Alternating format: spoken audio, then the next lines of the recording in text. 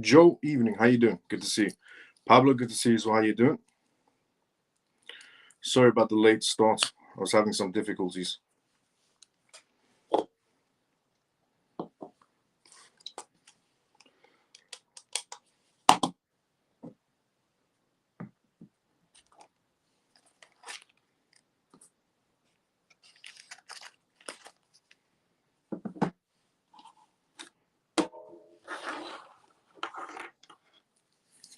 Tor, good to see you. So how you doing? Evening. How you been? Mike, good to see you as well, brother. How you doing? How you been? Good evening, brother Miles. My brother, good to see you as well. How you doing? How you been? Comatose, good to see you as well. How you doing? How you been? Kamal, good to see you as well. How you doing? How you been? Evening, CMF. Let's go, funky brother. Hi from Dubai. Let's go, Kamal. Hello to all inside of CMF. Joe's good to see you as well. How you doing? How you been?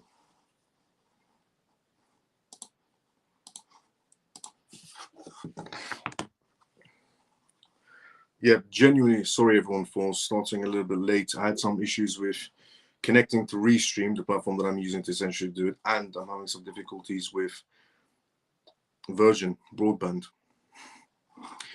But in general, we started it finally. Hi, Miles and family. Good to see you as well, Golden. How you been? Bull XRP, good evening. Good to see you as well. How you doing? How you been? Good evening, Miles. How are things going? Stressful, but it's all good. Evening, Miles and CMF. Manny, good to see you as well. How you doing? How you been? Hello, Miles. Scott, good to see you as well. How you doing? How you been? Hi, Miles and CMF. Dennis, good to see you as well. How you doing? How you been?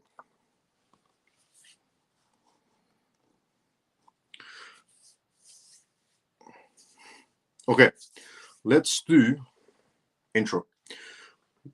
Let's go, Scott. Welcome to the CMF Live. If you're watching this for the first time, the CMF stands for Crypto Miles Family, and I'm the host of this live. My name is Miles. I go by the persona of Crypto Miles. And in this live, I talk about the most recent news that's happening around the world in terms of cryptocurrencies, CBDCs, AI, politics, and essentially CBDCs.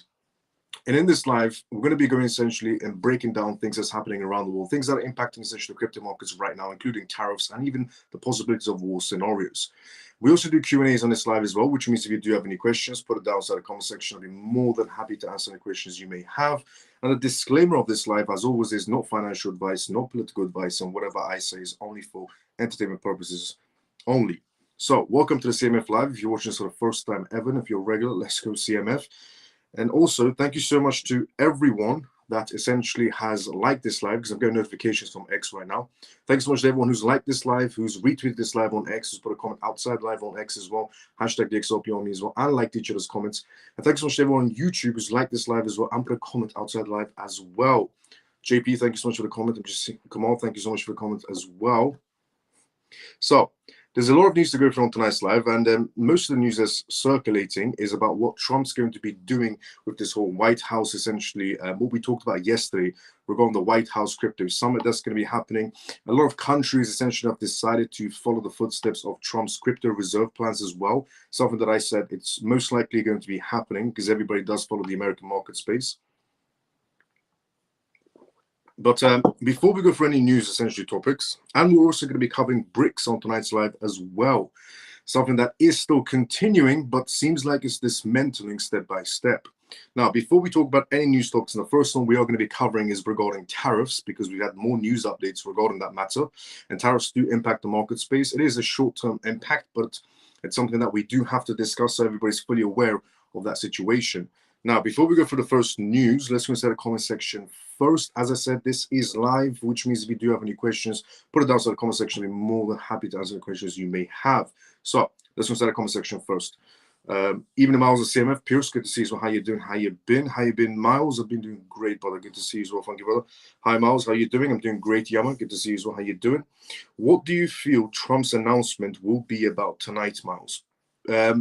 I personally think it's going to most likely be the rumor that's circulating. It's either going to be something regarding cryptocurrencies in a positive way, or it's going to be something regarding tariffs. Or the rumor that's circulating, essentially from Eleanor, who is the Fox business journalist, it's a rumor that Trump is going to be announcing regarding cryptocurrencies in tax purposes, where if you've held your cryptocurrencies for more than 1 year, you're not going to be liable for taxes inside the United States is what's circulating. So that could be the announcement, or the announcement could be more crypto assets being added to the crypto reserve. But in my personal point of view, it's going to be something positive because the way the announcement was made, it has to have some sort of relevance to cryptocurrencies, because the month of March, the month that we're in right now, it's all about cryptocurrencies. Yesterday, I read out some deadlines to everyone of what's happening around the world and what's also happening in the United States.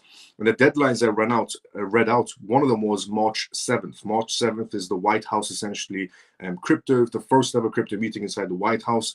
And then following in through March, we also have the House of Representatives creating essentially their own crypto group, same as essentially Trump did and put David Sachs in charge. Then we also have another date coming up in March where they're going to be discussing the first ever roundtable for the SEC in a positive way towards cryptocurrencies. A lot of things are happening in March, and it's turning into this month of just about crypto positivity, but alongside the tariff situations and the Ukraine situations and so on. So I think it's going to be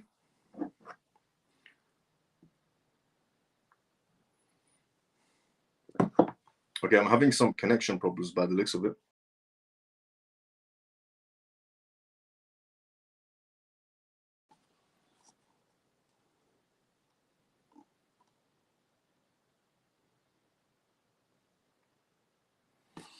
On my screen, it says, oops, connection is lost, reconnecting. Can everybody see me? Okay, we're back. So that's what I possibly think is going to be happening. Something regarding cryptocurrency taxes, or something that's going to be happening 7th. Is how you're doing, how you've been. So that's what I think is going to be happening, Piers. Is it all about, it's all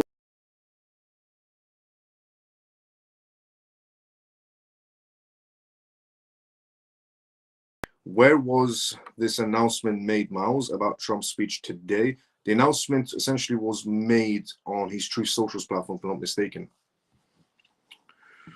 Hi, Miles and CMF. Stormy, good to see you as well. How you doing? How you been? Comatose, it's frozen, keeps freezing, keeps freezing, keeps freezing. Yeah. Is it still frozen? Am I still frozen?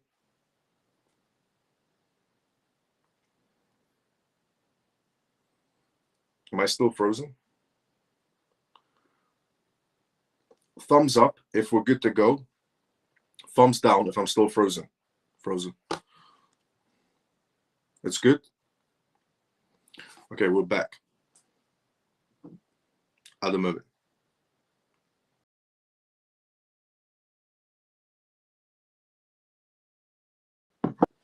It's frozen again.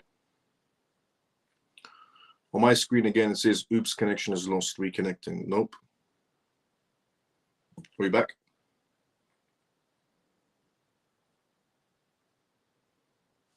Fine now. Okay, we're back.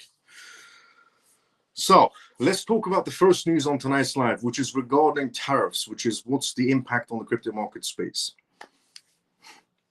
Mexico's president is what we're discussing first. Keeps going in and out of the live. Okay, so hopefully we won't be going in and out. Let's see.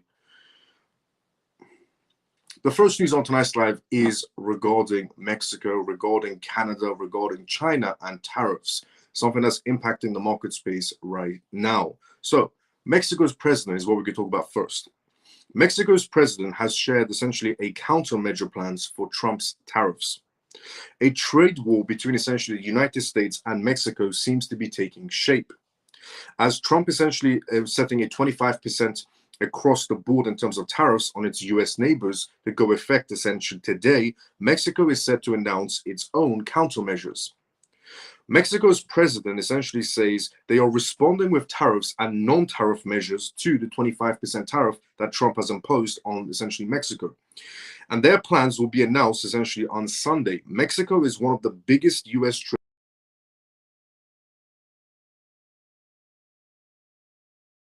worth of US imports from Canada and Mexico. Canada has already essentially fought back with a package of tariffs on $107 billion of US products and some intermediaries. In addition, as of today, Trump's second move doubled the rate of tariffs essentially on Chinese imports to 20%. In return, China has responded with up to 15% duties on US farms, goods, and such as essentially chicken, pork, and agriculture. And also, essentially, this means that three nations are against the United States. Trump believes that America can stand alone and essentially impose tariffs on these countries and pressure them to realize that they need the United States more than the United States needs them. And since he was elected president essentially in November, the president has forced on China, Canada, and Mexico, and he has threatened to put higher tariffs on goods essentially if they don't lower their unacceptable essentially amounts of drugs that has been imported into the United States. China was immediately hit with 10% tariffs. However, Canada and Mexico were given 30 days grace periods, which come to an end. And China has not shown interest in hearing the US out so far. And China's finance ministry said in a statement, the US's essentially tariff increases damages on trading systems, increases the burdens on US companies and consumers, and undermines the foundation of economic and trade cooperations between China and the US. Justin Trudeau, essentially the Canadian Prime Minister, has announced Canada would target US beer, wine, bourbon, and home appliances, and Florida essentially orange juice. If Trump's tariffs remain in effect for additional 21 days, tariffs will be imposed on additional $86.2 billion of US goods entering into Canada. Justin Trudeau also said tariffs will disrupt any incredibly successful trading relationships they have with the United States. He also added that they would violate essentially the US and Mexico-Canada free trade agreement signed by Trump during his first term. And however, according to Trump, higher tariffs on goods coming into the US from other countries are seen as a way to make America great again. This is by getting political and economic essentially concessions from allies and rivals on the world stage. The change essentially will impact trillion-dollar trades and raise prices for everything from cars to medicine. It will also essentially make it harder for the US to get along with main trading partners. And the US's essentially Census Bureau says that they will be worth $2.9 trillion in 2024, with more than 40% of the amount coming in from China, Canada, and Mexico. Imported items are very important to America's economy. The types of goods that are essentially brought into the US most frequently are machinery-related goods, electronics, and car parts. A big essentially chunk of these goods come from Canada, China, and Mexico. And this means that the prices for everything from new cars to smartphones to bicycles could go up soon. The US has a trade deficit, which means essentially imports more goods than it exports. And tariffs could help close the gap by making foreign goods more expensive and encouraging Americans to buy US products only. Even the fear of tariffs might be able to essentially to do some of that by encouraging manufacturers to move their operations to other places. The process essentially will not necessarily be moved to the United States, though. Tariffs will make consumer goods more expensive, but Trump essentially has hinted that it might lower or get rid of personal income tax with the money from tariffs. And that could help essentially who are having a hard time because of sky-high debts, for example, or raising prices, or things like essentially milk and eggs. But most of the $1 trillion that the government got last year came from income taxes. Meanwhile, the Canadian dollar and the Mexican peso fell to their lowest levels in a month. In addition, essentially after a major declines in the US markets on Monday, Asian markets were also down. The Nikkei essentially was down by 1.6%, and the TWI index was down essentially by 0.5%, and Hang Seng was also down by 0.3% in Hong Kong. Look, regarding tariffs, as much as essentially the news or anybody else wants to say it's a bad thing, it's going to help the US in the long term. So as much as, for example, China wants to come out and say the US is damaging its partnerships with countries around it by imposing tariffs, they need to do that because the US was losing control. The US was essentially importing a lot, but not exporting much. And countries that the US was essentially exporting from were not accepting US goods, which never made any sort of sense. Trump genuinely is trying to make America great again, but a lot of people can't see the bigger picture. And all they want to do is criticize Trump's movements. What Trump is trying to do is actually trying to make America a better place and make it more financially reliant on itself, which is the best thing ever, because it's going to create more jobs, more companies, more manufacturers will come back to the US instead of going operating in China and selling back to the US. In the long term, this is extremely beneficial. Short term, it's creating some sort of volatility inside the stock market and the crypto market. But that volatility needs to be there Because if America doesn't do this, it's going to dig a deeper hole the longer it carries on and hit that recession marker. Now, some people are saying if Trump carries on tariffs, America is going to reach that recession marker. And in reality, it isn't. Because every country, one by one, essentially, is going to realize they need America more than America needs them. America pretty much has every resource it needs. So Canada, for example, is reliant on Mexico, and the numbers were there to prove it. Canada and Mexico take the US more than the US needs them, even separately.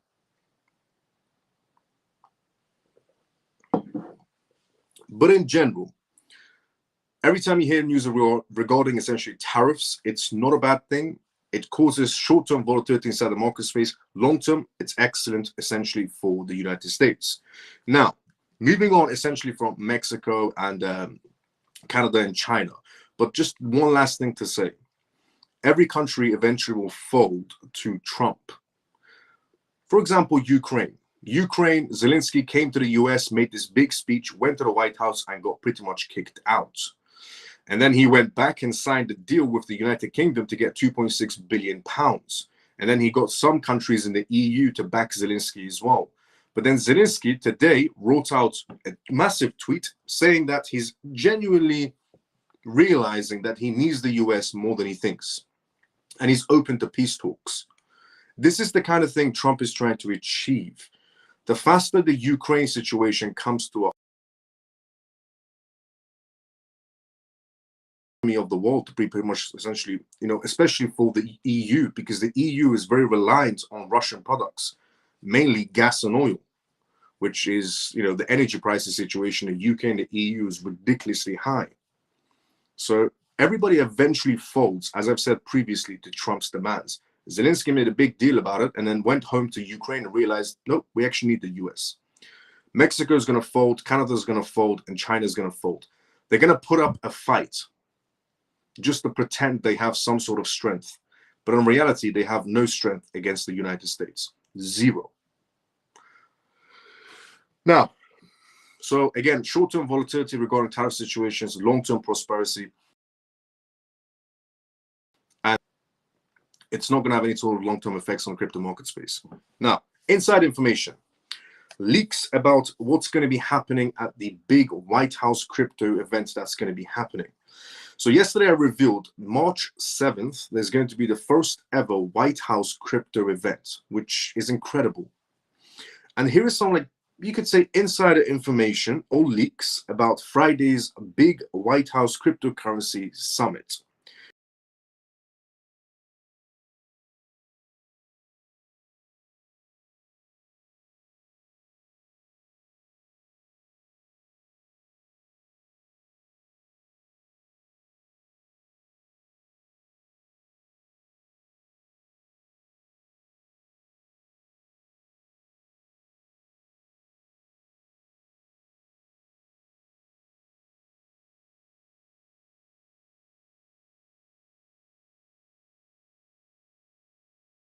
Only around 20 to 25 attendees. And the event will take place in a roundtable, essentially, format at the White House, and will include essentially prominent figures from both the crypto industry and the presidential working group. Confirmed industry participants include Michael Saylor, the essentially executive chairman of MicroStrategy, and a prominent Bitcoin advocate. Other notables are expected to attend as well, including Bo Hins, the US crypto chief David Sachs. While the full list of essential participants remains unclear, Terrence noted that the PWG is comprised of high-level government officials, including, for example, the Treasury Secretary Scott Benson, Commerce Secretary Howard Lutnick, Attorney General Pam Bondi, as well as the head of Securities and Exchange SEC and the Commodities Futures Trading Commission CFTC as well. And following the roundtable discussions at the White House, a larger invite-only reception is being held in another essentially room. To accommodate those that are not involved in the main event, this separate meeting is expected to bring together additional stakeholders from the cryptocurrency industry and policy circles. Now, there are also rumors going around of who's going to be essentially involved inside, this massive crypto essentially event that's going to be happening inside the White House. Two events are going to be happening. One is the main one with government officials. The second event is going to be with the crypto CEOs and executives. So far, only a few executives and CEOs have been revealed who are attending. One of them is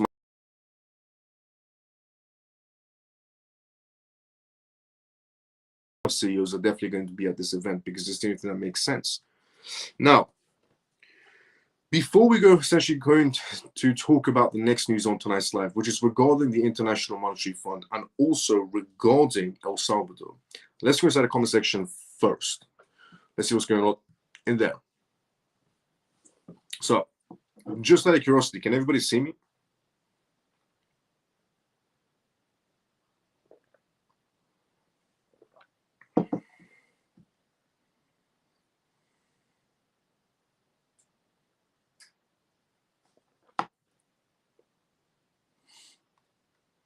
Can everybody see me? The platform that I'm using to essentially stream is having difficulties right now. To Restream is the platform that I'm using to be able to do this live on X and YouTube at the same time, and it's having difficulties today. So am I freezing a lot? Because this doesn't happen.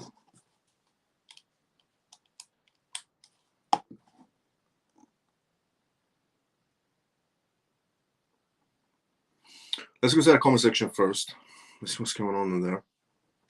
Keeps going in and out. Hi, Miles. Mickey, good to see you as well. How you doing? How you been? Evening, Miles and family. Ian, good to see you as well. How you doing? How you been? Morning, Miles and CMF. Solomon, good to see you as well. How you doing? How you been? Hi, Miles and CMF. Peg, good to see you as well. How you doing? How you been? What's up, brother? And CMF, how's it doing? Let's go below. How you doing, brother? How you been? Good evening, Miles and CMF. Orphan, good to see you as well. How you doing? How you been? Do you think Canada becomes 51 state? Do I think Canada is top speed? Hi, how you doing? Do I think Canada is going to become the 51 state of America? I think it's in their best interest to become the 51 state in America, the 51st state in America. I'll be very honest. I think it's in Canada's best interest to do that. Good evening, Miles and CMF. Lena, good to see you. How you doing? How you been? Trump is a much more better leader than essentially Justin Trudeau is. Evening, Miles and CMF. Jason, good to see you. How you doing? How you been? Some people like them, some people don't, but everybody needs him. And it's not just the US that needs him. Facts. Let's go with JP said. Absolutely facts. Miles, you keep cutting out, freezing in and out. Yes, you're okay now, but freezing a lot. You freeze sometimes. You're freezing a lot. Crucial bits are cutting bits out. That's not good.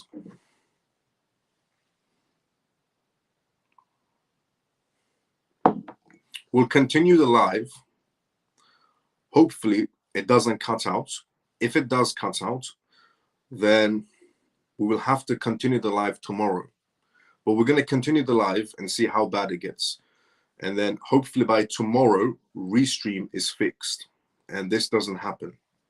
Because at the same time, my Virgin broadband is clashing with Restream as the platform to be able to do this. So there's a lot of bug situations going on. That's why it keeps on freezing. It doesn't freeze, all freezes back to back.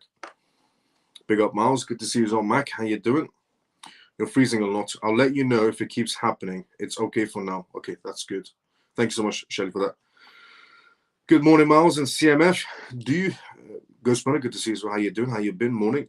Couldn't hear White House rumors. Okay, regarding the White House rumors, essentially is that who's on the list. The rumors are Brad, the CEO of essentially Ripple, is going to be on the White House list for the crypto summit that's going to be happening on March 7th. The other rumors are essentially that the crypto reserve CEOs are also going to be on the list. Michael Saylor is pretty much confirmed to be on the list. So it's the list essentially regarding who's going to be attended was essentially the White House rumors. Because it's a big deal. It's the first ever crypto summit in the White House. So whichever CEO executive is invited to this event, it's a big deal. Also, it's two events on the same day. One event in the White House Crypto Summit is going to be essentially with governors and the SEC, the CFTC, and essentially government members. And the other event in the White House, same day, is going to be with the crypto executives and CEOs and so on. So it's actually two events happening in the White House for the Crypto Summit. Do you think the crypto market will go up after the 7th? It should essentially show some sort of movement on March 7th, but it does depend on the event. Is March 7th Crypto Summit going to be a public event?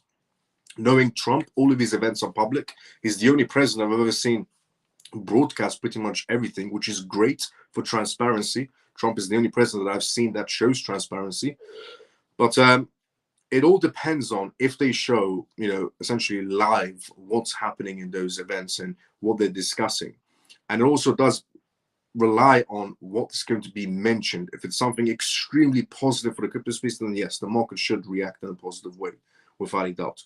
And it is a big deal. It's the first ever crypto summit in the White House, and something that most likely is going to be reoccurring more often. Everyone in Canada will have to vote to become American, pretty much. Yeah, they have to. Maybe no tax on crypto as well, maybe no tax on crypto. But apparently the rumor is that there's going to be no tax on cryptocurrencies that are American-based. So any of the cryptocurrency that's not American, it's going to get taxed.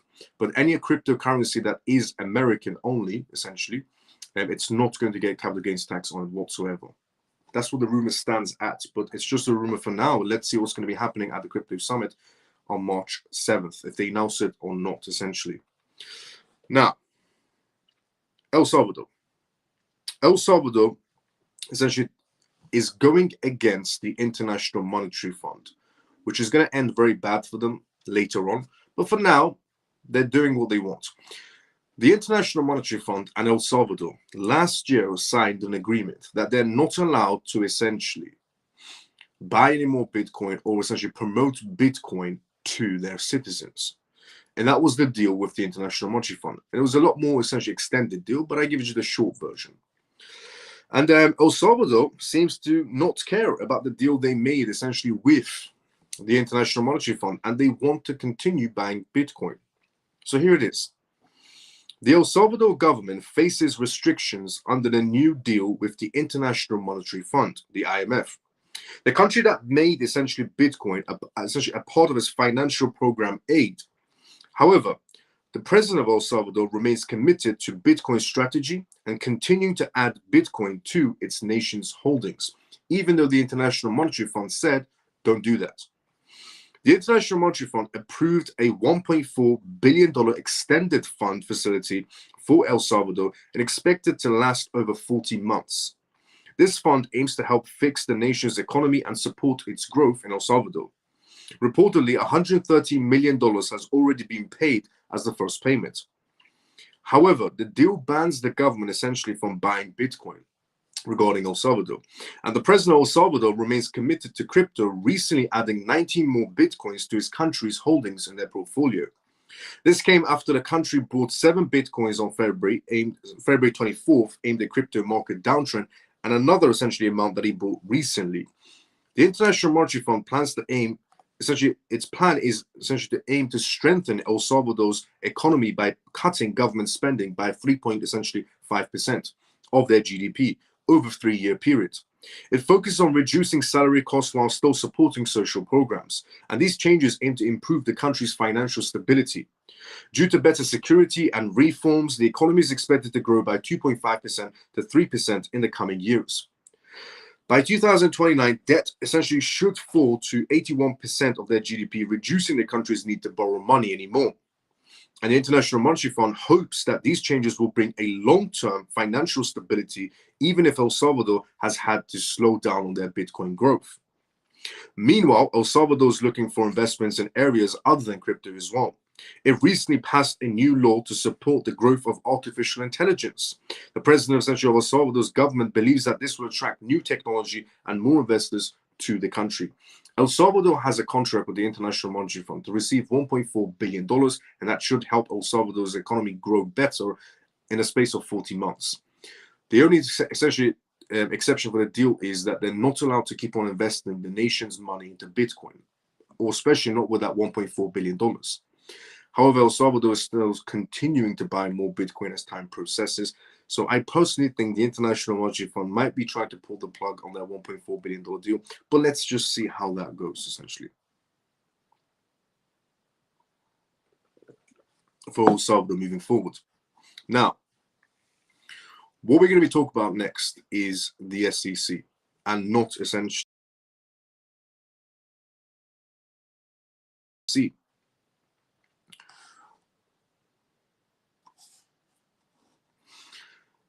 the SEC agrees to drop another lawsuit that's related to the blockchain space.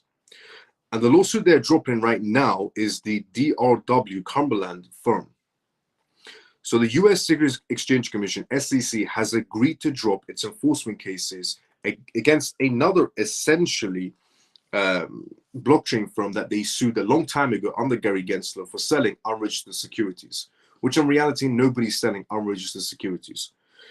The crypto trading firm of Chicago-based trading firm, DRW, according to their announcements that came in today, the SEC sued essentially DRW last October, accusing the firm of acting as an unregistered security dealer and alleging that it sold more than $2 billion in unregistered securities, naming tokens like Polygon, Solana, Cosmos, Algorand, File as securities. Essentially, a list of tokens more than this were listed as securities under this lawsuit, which is now being dropped by the SEC.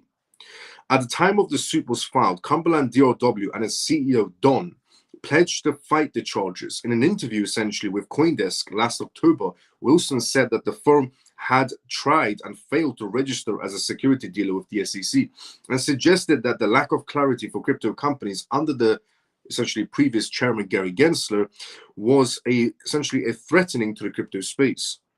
And this dynamic put the SEC in a position where they could say everyone is breaking the law and we're just going to go after whoever we want to, Wilson said. And just 5 months later, under the new leadership of the acting chairman, Mark, the SEC has completely reversed course, the agency's decision to drop its suits against Cumberland DRW. In the latest series of abandoned lawsuits, the SEC has also dropped its cases against Coinbase and agreed to drop its cases against Consensus, Kraken, and so on. It also has closed a multitude of probes into crypto companies, including Gemini, for example, OpenSea, Robinhood, and Yoga Labs. As with its essentially Consensus and Kraken agreements, the SEC's agreement with Cumberland is pending approval, essentially, from the majority of the 3 commissioners and currently on the panel. The commission voted to drop its Coinbase case last week.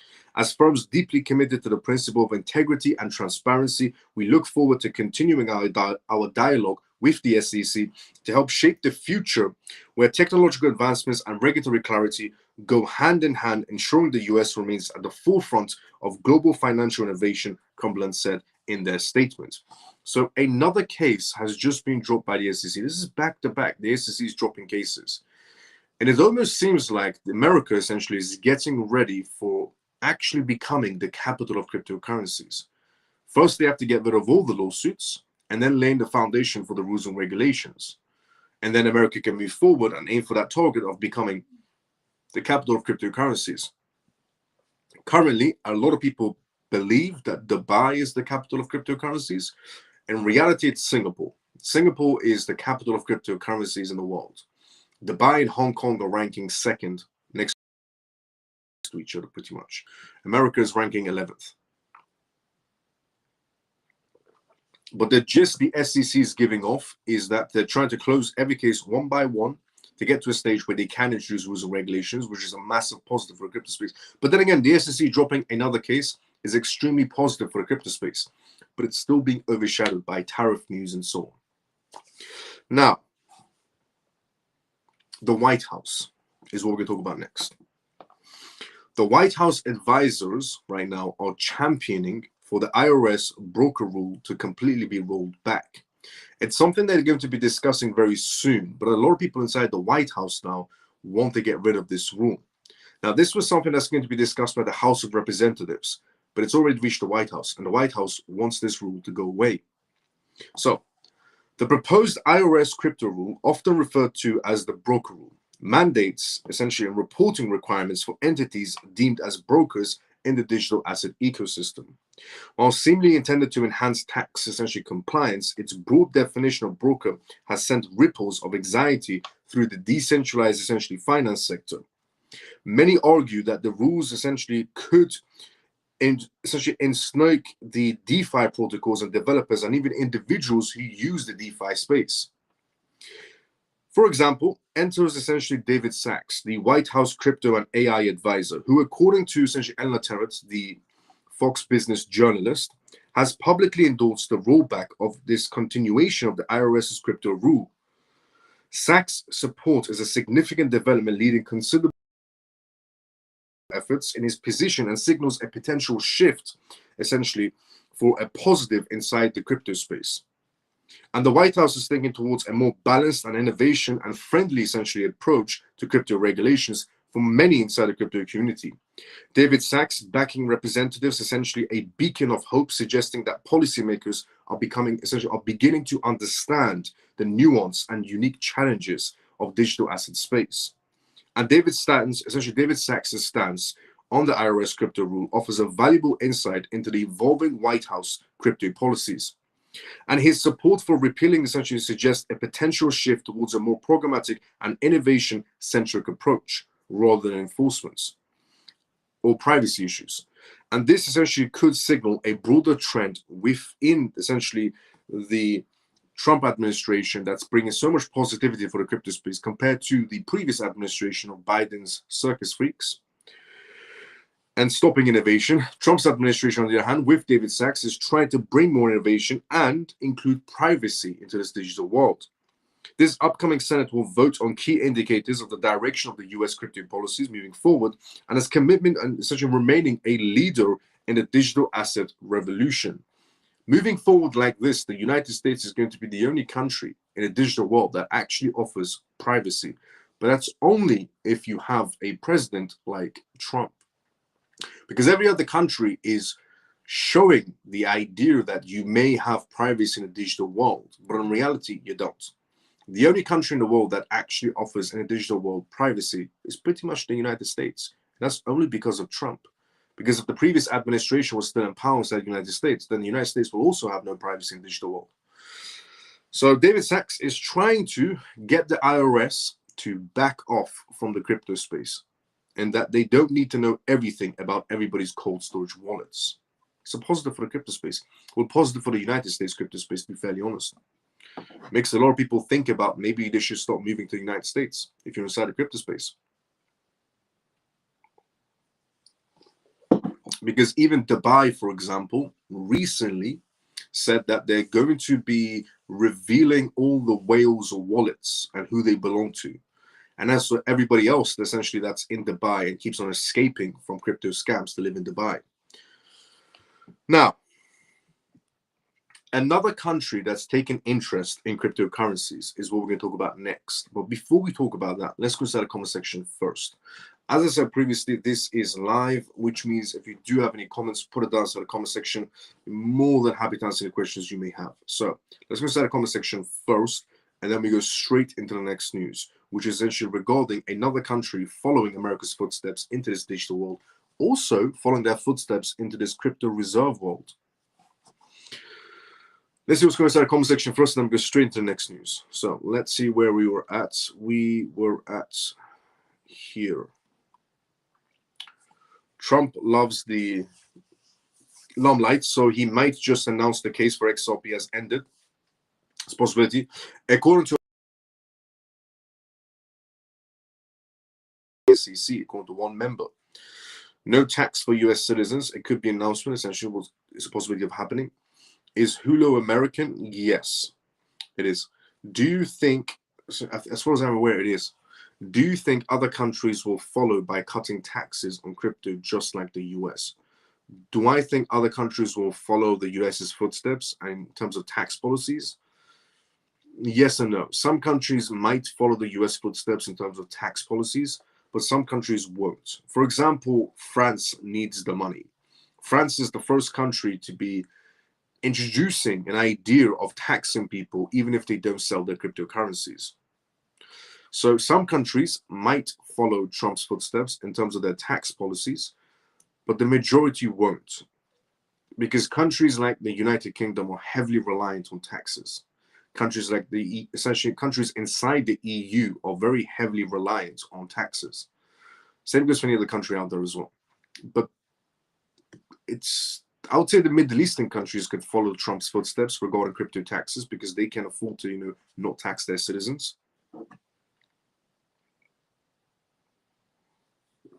But the EU is definitely going to continue taxing crypto citizens, and so is the UK and so on. The ironic part is the UK wants to become the capital of cryptocurrencies, but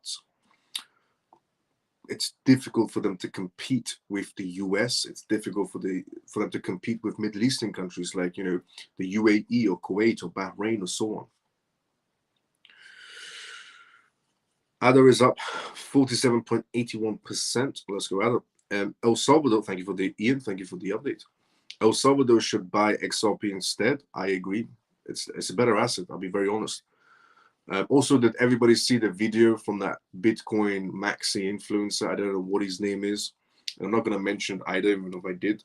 But there was a video that was circulating today about a Bitcoin maxi, the same guy that was crying before about how Bitcoin should be the only coin for the reserve and so on, and Ripple is trying to take that dream away from Bitcoin maxis. And then we fast forwarded to the crypto reserve being revealed, and it was XRP, Solana, and Cardano. And then another tweet came through and it said Bitcoin and Ethereum will also be added to the pot as well.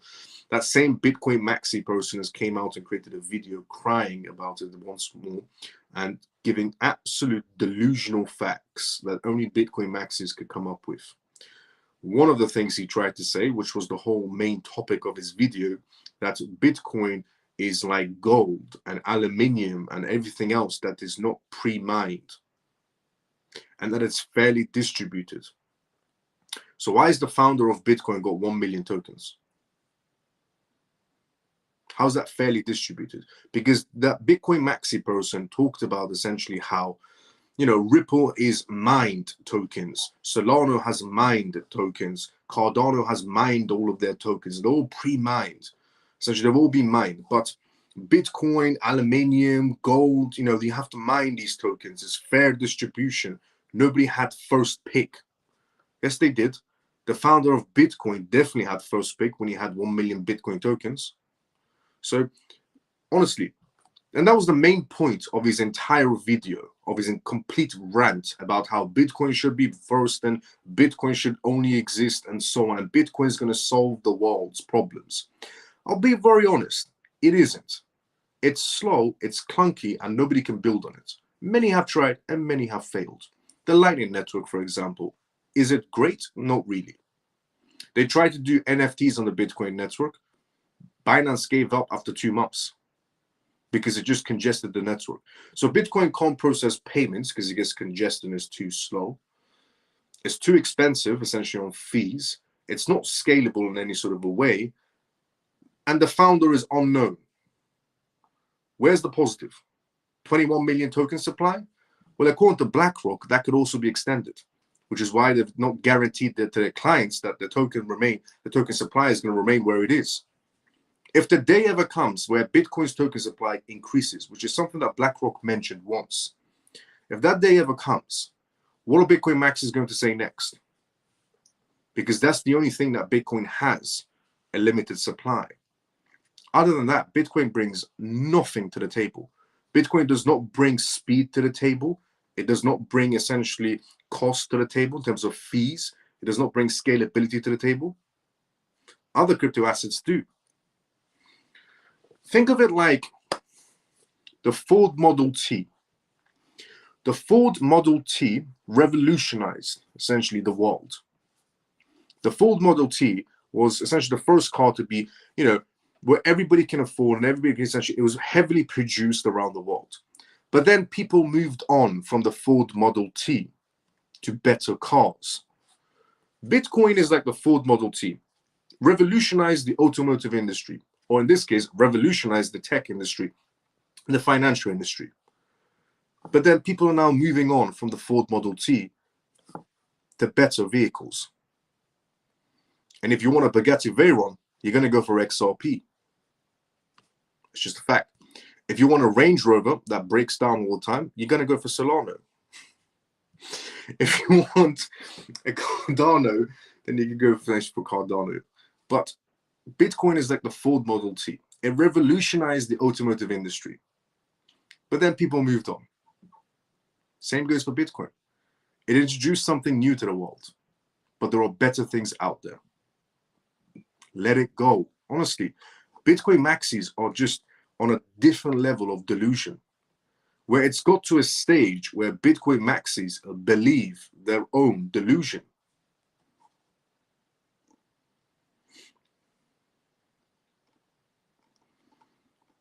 It's the best example I could give. Bitcoin was like the Ford Model T, revolutionized the automotive industry completely, mass-produced.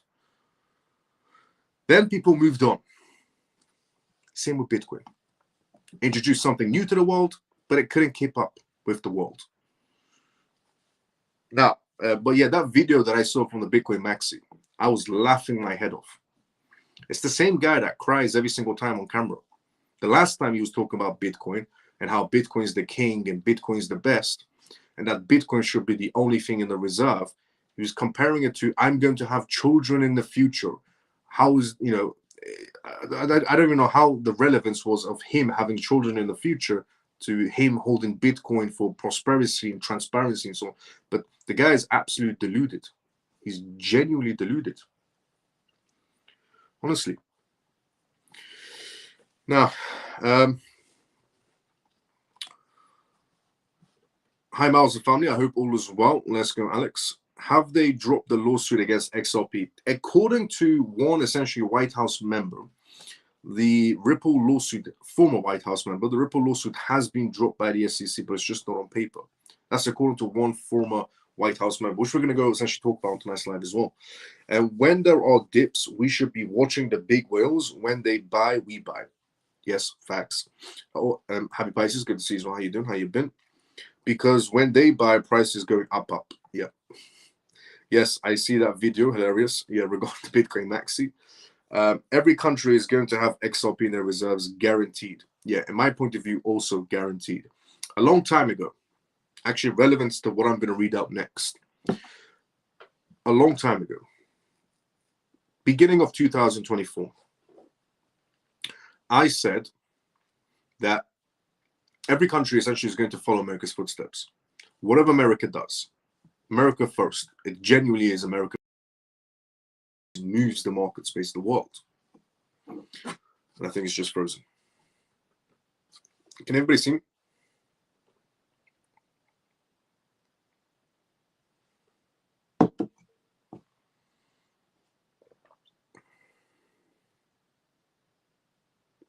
Thumbs up if you can see me. Okay, we're back. For a second, it froze again. I don't know why, what's happening. It's just happening today, out of all days.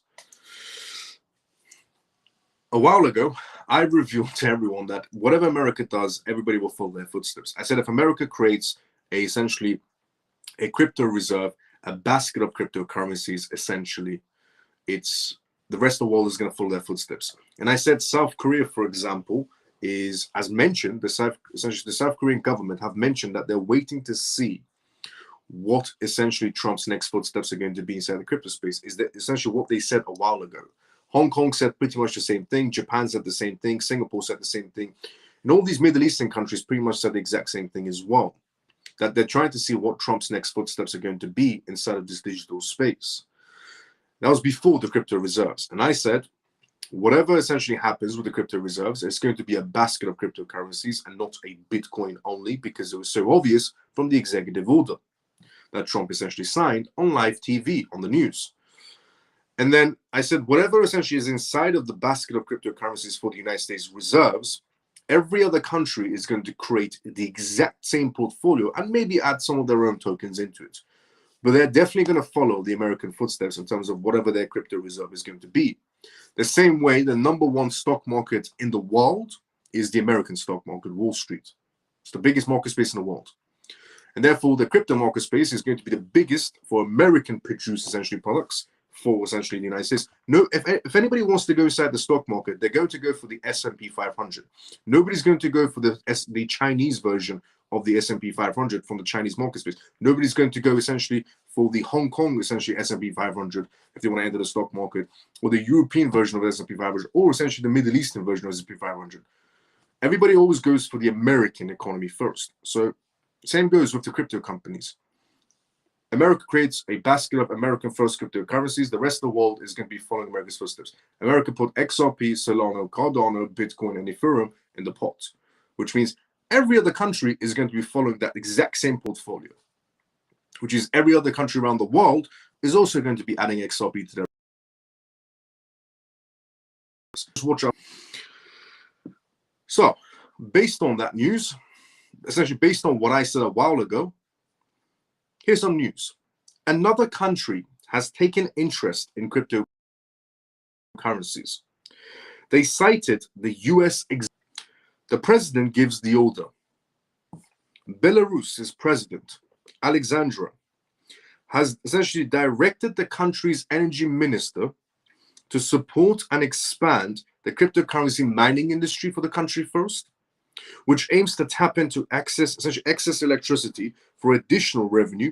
And the announcement essentially comes aimed at government reconstructing, with Alexandra also citing the need to modernize Belarus's 5,700 kilometer power grid to meet essentially growing energy demands. In a recent essentially statement, Alexandra acknowledged the growing essentially global interest in cryptocurrencies and accepted the request from those seeking opportunities in the sector. Look at this mining. More and more people are turning to me. If it's profitable for us, let's do it. We have excess electricity. Let them produce these cryptocurrencies. And like he said, Alexandra also drew attention to the global economic trends, referring to the decision of the major economies to include cryptocurrencies in their reserves. You see, the way the world is going, Alexandra said, and especially the world's largest economy, the United States. Yesterday, the United States announced that they will keep cryptocurrencies in their reserves, and the Belarusian leader proposed a dual approach, attracting investors to buy electricity from mining operations and also considering a state-led mining initiative. So there will be demand for them. Maybe we should do it ourselves. We will attract some investors, sell them electricity. And I do not rule out anything. But we need to do it ourselves. There are such proposals. I think you will bypass this bureaucracy and report on what needs to be done, he added.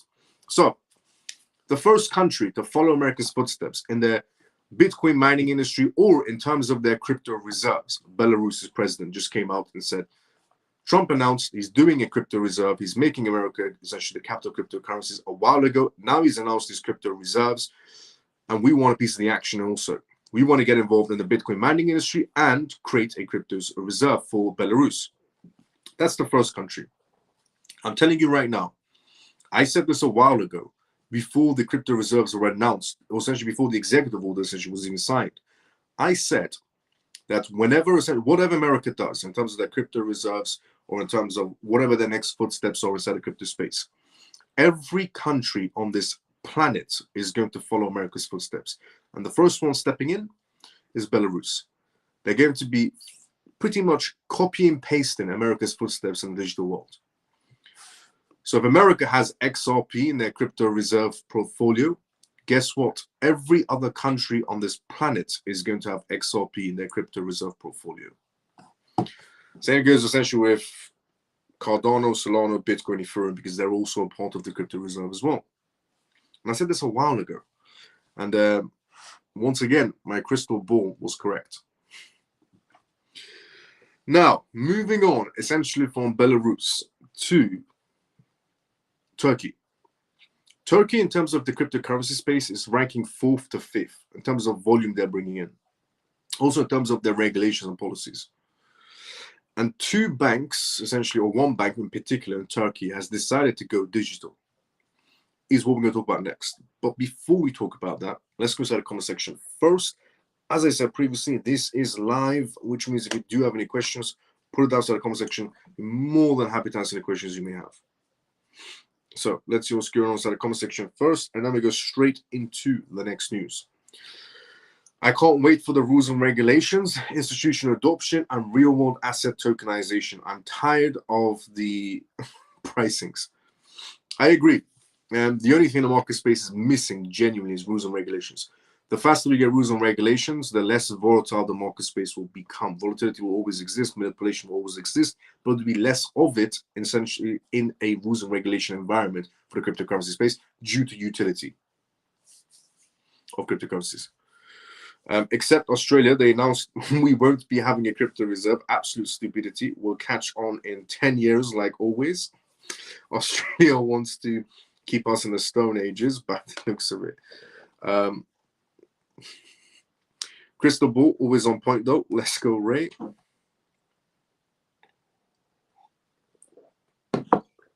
So Turkey essentially has decided, one of their banks in particular has decided to go digital. Same as Belarus, following the footsteps of America.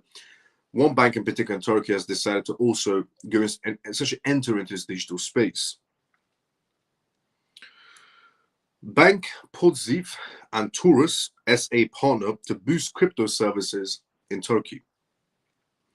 The Turkish banking institution, Bank Poziv, has formed a essentially a strict alliance with Taurus SA. Taurus SA essentially is based out in Switzerland, which provides digital asset infrastructure services from Switzerland. The bank has partnered with Taurus SA to increase essentially its digital asset services throughout Turkey, while satisfying growing institutional needs and regarding crypto custody and tokenization features. If you're wondering to yourself, why does Turkey cryptocurrency news have any sort of relevance to you in a different jurisdiction around the world?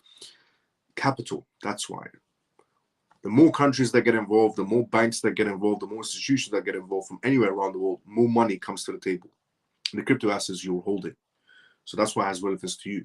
If you're wondering to yourself, it's all about capital. Taurus established essentially in Istanbul, established an Istanbul office to expand its business operations in the Turkish market, according to a published statement from Bank Poziv, and plans essentially to implement Taurus blockchain infrastructure solutions together with digital asset custody within essentially its business operations. The bank expects this move will strengthen its digital banking and cryptocurrency services capabilities, as well as meet the requirements essentially of the evolving regulatory frameworks. Under the terms of their agreement, Bank Poziv will use Taurus Protect to secure their digital assets, as well as tokenized securities and cryptocurrencies. The financial institutions that operate under the custody service can select from hot, warm, or cold storage essentially confirmations to match their security requirements of a wallet. The bank will implement Taurus's Explorer for blockchain nodes and indexing infrastructure integration. The connectivity solution gives users access to both public blockchain networks and private networks and deployments essentially so that they can operate with decentralized systems. The bank can also improve its blockchain services delivery capabilities by essentially implementing this system, which also essentially meets current regulatory standards. The bank plans to essentially deliver both digital assets, services, and security essentially compliance through deployments of essentially digital asset service needs. The trend essentially of these financial institutions with Turkey or within Turkey is demonstrating an increasing adoption of blockchain-based services to address essentially the massive rising demand in Turkey right now. And the global digital asset marketplace in Turkey, amongst its most vibrant markets, essentially a report that came out recently, approximately 26 million users participate in digital transaction activities in Turkey. And the nation has essentially implemented regulatory standards to control and oversee the developing industries in Turkey. So Turkey is actually ranking quite high in terms of the capital they bring to the table for the crypto market space. And one particular bank in Turkey has decided to go fully digital slowly. And they're partnering with a Switzerland company that is actually quite massive, essentially in the financial private industry as well. All positives. It just brings more capital to the table. Now, what we're going to be talking about next is MetaPlanet. MetaPlanet essentially is the Japanese version of MicroStrategy, the original essentially Bitcoin public company portfolio. That was Michael Saylor. And MetaPlanet has been following MicroStrategy's footsteps for the longest time and adding Bitcoin essentially to their portfolio along the way. And their company essentially in Japan was pretty much on the verge of bankruptcy until it started buying Bitcoin last year to survive. So, why am I sharing this? To make a very bold purchase. $87.1 million Bitcoin boost is coming from MetaPlanet. A stock acquisition fuels crypto expansions.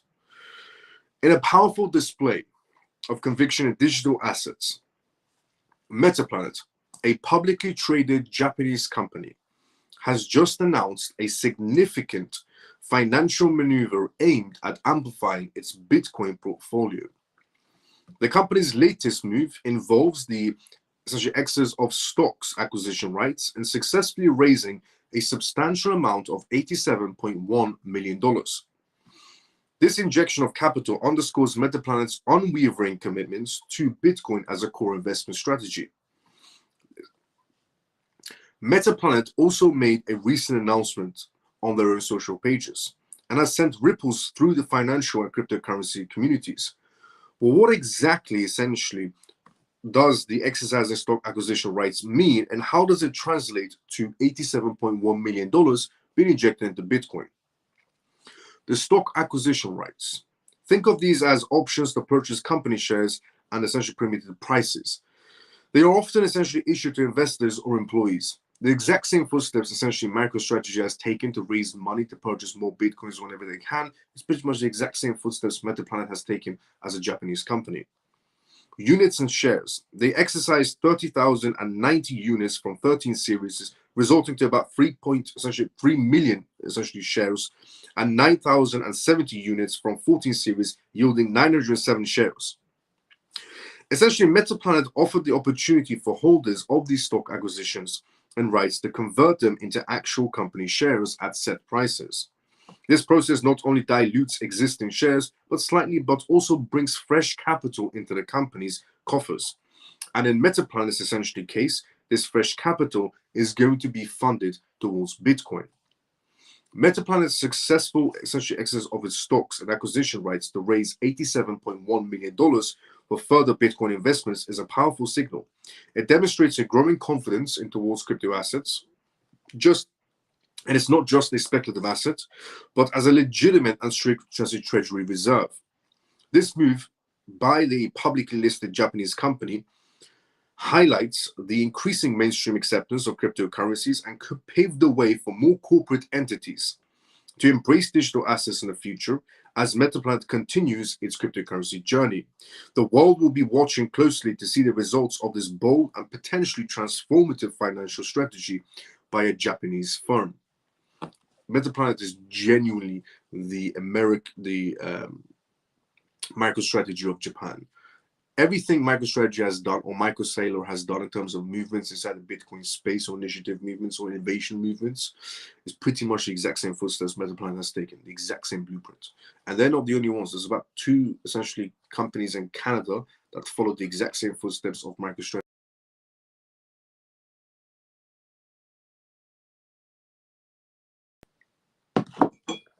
Now, let's go inside the comment section first before essentially we go through the next news, which is regarding Blockstream. Let's go inside the comment section first, and then we go straight into the next news. As I said previously, this is live, which means if you do have any questions, put it down inside the comment section. I'll be more than happy to answer any questions you may have. So let's go inside the comment section first before we go through the next news, which is regarding Blockstream and regarding lending in terms of cryptocurrencies, which is the best way to skip on taxes in a very legitimate way. So let's see where we were at inside the comment section. We were here. 60% for crypto reserves, 60% XRP for reserves, and all the rest 40%. Makes sense? I'll be honest, there's a reason, as I said previously, why Trump's first tweet on Truth Socials mentioned XRP, then Solana, then Cardano, and his second tweet came after with Bitcoin and Ethereum. I personally think he's going to put, there's 2 outcomes. It could be essentially he doesn't put more in XRP because XRP is supposed to be used as a medium of payments, but then is America's crypto reserve going to stockpile on XRP? That could be a possibility as well. Or this could be essentially a way to get every country to start purchasing XRP, to start using it as a medium of payments as well. So there's multiple ways to look at it. But I personally said there's a reason why in Trump's tweet, XRP was mentioned first. It said XRP, Solana, then Cardano. And then the second tweet was Bitcoin and Ethereum. But there's a reason he mentioned XRP first out of Bitcoin, Ethereum, Cardano, and Solana. He mentioned XRP first. There's a reason behind it. It could be that essentially they want to put more allocation towards it. Or, I mean, it is a way to get more countries to start purchasing or stockpiling on XRP for being used as a medium of payments. But I personally think there's a reason why he mentioned it. And the Bitcoin maxis will not be happy. Well, to be fairly honest, nobody cares about the Bitcoin maxis.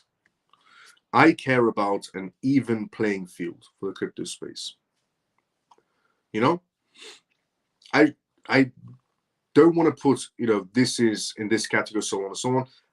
If we just do a level playing field, let's see who ranks first. Very simple. Let's just do a level playing field. Let's see who ranks first. But there's a reason why he mentioned XRP first in his tweet. There's a reason why he didn't say Solana, XRP, Cardano, or Bitcoin, Ethereum, Solana, Cardano, XRP. No, he said XRP first. There's a reason. So, possibility. I think Trump is going, but let's just see if the Bitcoin maxis don't stop him from putting more allocation towards XRP. Because the Bitcoin maxis are not happy with this whole crypto reserve plan at all. Even though it's a massive positive for the crypto space, it's not a positive for Bitcoin. And honestly, I couldn't care less. Honestly, I've had it up to here with these Bitcoin maxis. Every time there's a positive news for the entire crypto space, the Bitcoin maxis want to take that positive news and throw it essentially in the bin and try to make it all about Bitcoin again. Honestly. I think Trump is going to announce bye-bye to the IRS. Maybe it's a possibility.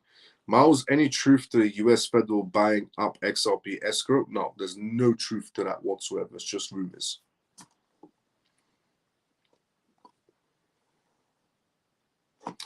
Now, but yeah, genuinely, I've had it up to here with the Bitcoin maxis.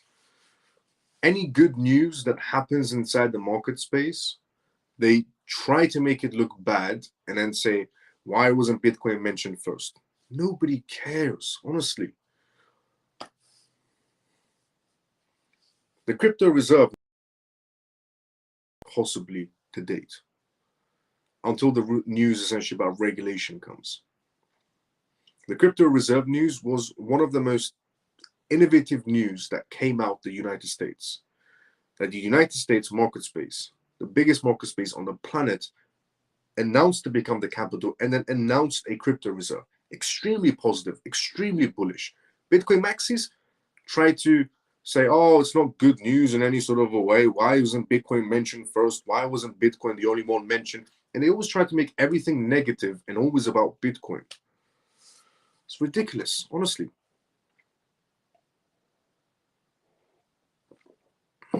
At one point, at one particular point, they have to let go of their Ford Model T and realize a Bugatti Veyron is better than a Ford Model T.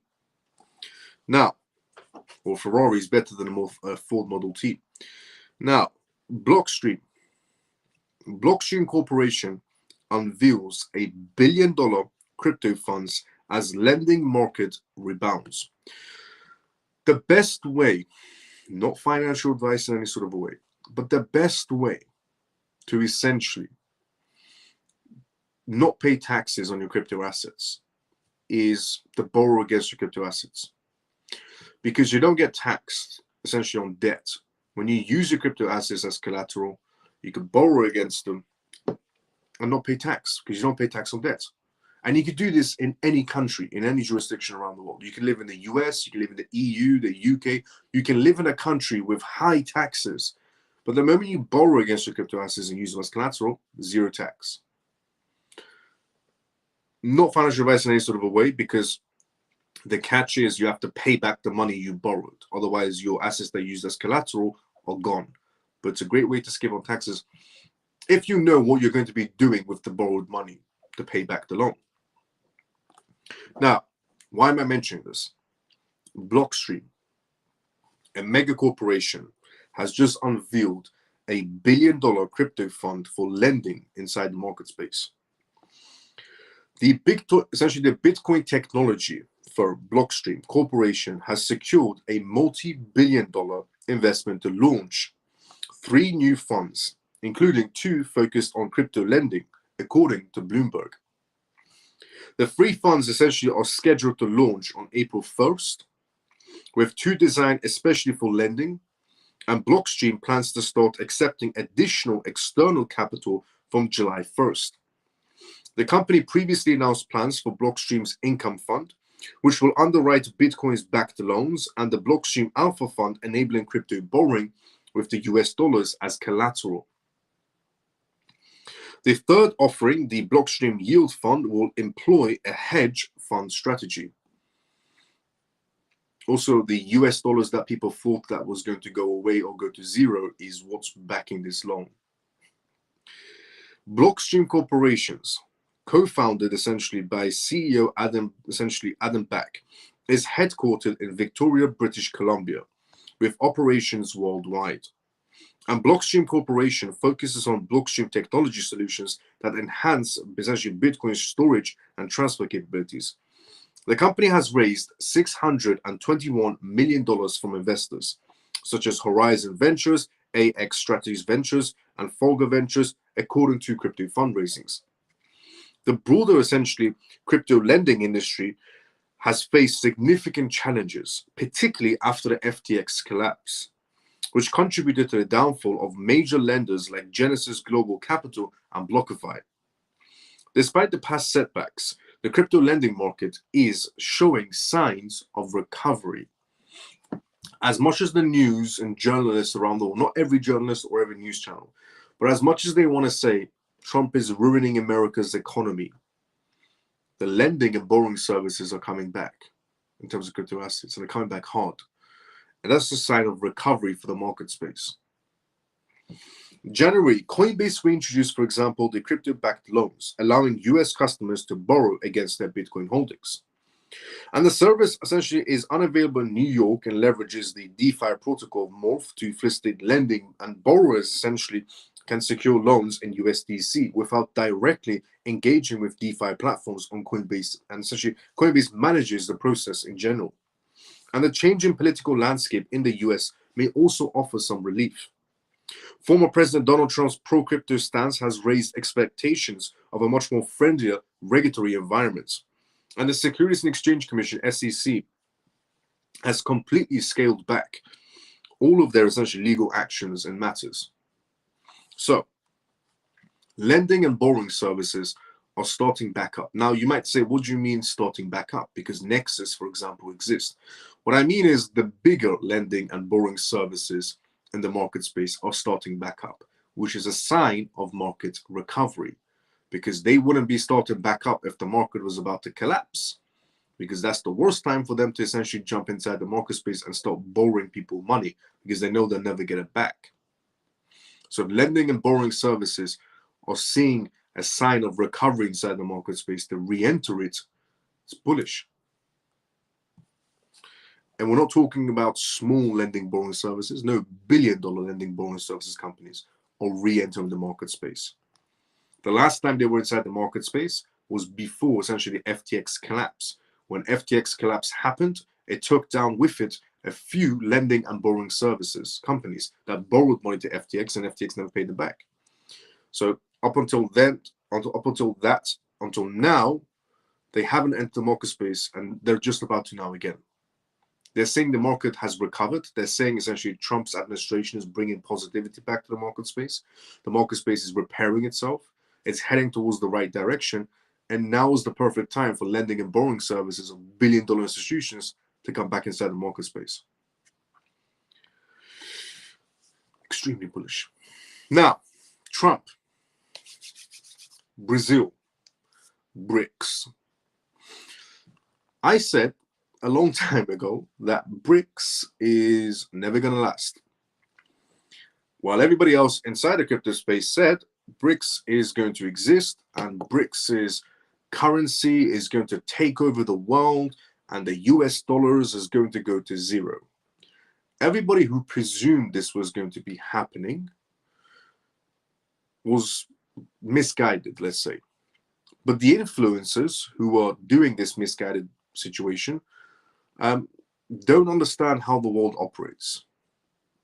I'll be very honest. As I said previously, in this world, no country wants to give up power. They want more power, more greed, essentially, and more influence. There was never a chance in hell that the US dollars was going to magically go away, or the US was going to roll over and let essentially Brics take over in any sort of way. Maybe under Kamala Harris, because the US was very weak and China was growing stronger day by day. But thank God to Donald Trump winning, and we never have to see those days of Kamala Harris's presidency ever again. So thank God, honestly, Donald Trump won. So why am I mentioning all these things? Well, because Russia has already basically stepped back from Brics. The whole point of Brics was unified currency, but in reality, it was about China pushing as yuan. Russia has already stepped back. India has already stepped back. And those are the two biggest partners in Brics. It's China, Russia, and India. And obviously you have South Africa and Brazil. And I said, it's going to come to a stage where it's just going to be, and then there was one, China. Because Brazil is next to get heavily imposed sanctions. And I'm talking about ridiculously high sanctions. Why? Because Brazil hasn't stepped back from Brics yet. Russia already said they're not creating a Brics token and they're not going to go against the US dollars. India said they're not creating a Brics token and they're not going to go against the US dollars. China remained silent. South Africa is going to also feel the burn if they don't step back, and Brazil is about to be stepping back next. Because here's what's going to be happening. Trump is threatening Brazil with economic sanctions that's going to cripple their country. The economic clash between the global South and the United States is taking a new turn, and Brazil is asserting itself as a key player in the monetary battle. By opposing the supremacy of the US dollars, the Latin American country is redefining their global financial balances and questioning the traditional architecture of the international trade. This decision fits into a process of de-dollarization, which gained momentum under Brics in the previous administration and which could significantly alter their international economic circuits. The de-dollarization strategy led by Brazil is no longer just essentially simple political discourse. Under the leadership of the president, essentially, of Brazil, the country wants to accelerate to their Brics Pay system, a digital settlement platform that allows members to states to bypass the SWIFT system controlled by the United States. And more than 50 countries are reportedly essentially a part of Brics, no longer though. And during the recent speech, Lula, the president of Brazil, reaffirmed his commitments, and it is not about replacing our currency, but we must work to ensure that a multipolar order we desire is reflected in the international financial systems. This ambition is shared by Russia previously, which announced essentially in December that the countries of the Brics blocs would use digital currencies for investments. However, no common currency is on the agenda, as each country prefers monetary cooperation without abandoning its financial sovereignty. In other words, even though Brazil is saying we want to stand on our own 2 feet and we are a part of Brics, which by the way Russia is slowly exiting because now they're with essentially Trump, so is India. Brazil has come to the realization that even though they want to accelerate to a Brics currency or Brics payment system, that dream is far gone. It's going to stay a dream forever and never become a reality. By taking essentially the presidency of the Brics alliance, Brazil aims to have some sort of initiatives and summits in July 2025, which could be a turning point in the reshaping of their global transactions. However, the policy is not without risk. The United States is closely monitoring these developments, and Donald Trump has been particularly essentially aggressive towards this initiative. American President Donald Trump does not hide his hostility towards Brics, which he accuses of wanting to weaken the US dollar. He has explicitly threatened to impose 150% tax on imports from countries he deems responsible for this attempt to challenge the American financial system. By the way, if you are an American who wants the US dollars to go to zero, you must be lost. Because there's a lot of Americans out there who want the US dollars to go to zero, who want the US dollars to completely vanish, and they're in favor of Brics, which is this delusion ideology that people have where they think that's a good thing, that if Brics happens and the US dollars goes to zero. Because if you're an American and you live in the US, how's that a good thing? Honestly, how's that a good thing? If you're living in the US, your currency is the US dollars. You pay your rent in the US dollars. Your wages are in the US dollars. Your pension is funded by the US dollars. You buy groceries with the US dollars. You feed your family with the US dollars. You put a house over your, essentially you put a roof over your family using your US dollars. If your US dollars goes to zero, is that a positive? Because a lot of people are really lost. A lot of people have always been in favor of Brics, which I said is never going to happen. And by the looks of it, it's never going to happen regarding Brics. And I said for the longest time, people are genuinely delusional and they're in favor of Brics happening, especially people who live in America. Because if it ever goes to zero, how are you going to be able to afford anything? How are you going to be able to feed your family, look after your family, keep your family safe, if you have no currency pretty much? If it hits the ground, the Brics takes over. So I'm all in favor of Trump imposing 150% tax on Brazil or any other country that essentially thinks even it's a smart idea to do this. Because as I said previously, Brics is not about a basket of cryptocurrencies. It's full of BS. You've got to understand how the world of politics works. And it is extremely corrupt beyond what you can even imagine. And Brics was always about China pushing their yuan to #1 place. It was never about a basket of Brics currencies or a unified currency. What do you think this is? La La Land? We live in a corrupt world, which is full of greed. We don't live in La La Land where everybody's going to shake hands and walk into the sunset, where every country's leader is going to come to the same conclusion. No, we live in a very heavily corrupt world. So it was never about basket cryptocurrencies, as I said previously. It was about China pushing their yuan to #1 place and knocking down the US dollars. It was never about unified currency or Brics pay or any of that crap. It was about China pushing their yuan to #1 place and push down the US to #2, #3, #4, and so on. And people from America were in favor of that. Imagine the level of brainwashing China did on American citizens for some of them to believe if their currency they're using to buy groceries, to pay their rent, to pay their mortgage, to feed their family goes to zero is a good thing. Imagine the level of brainwashing China had to do to get to people to that stage in America. Honestly. And we will feel the burn as well, you know, across the pond in the UK or in the EU. If the US ever went to zero, we will definitely feel the repercussions. The whole world will. That's not a positive. It was never a positive. So I'm genuinely happy that Trump is imposing 150% tax on Brazil if they continue with the stupidity of continuing forward Brics, because Russia has already stepped back from Brics.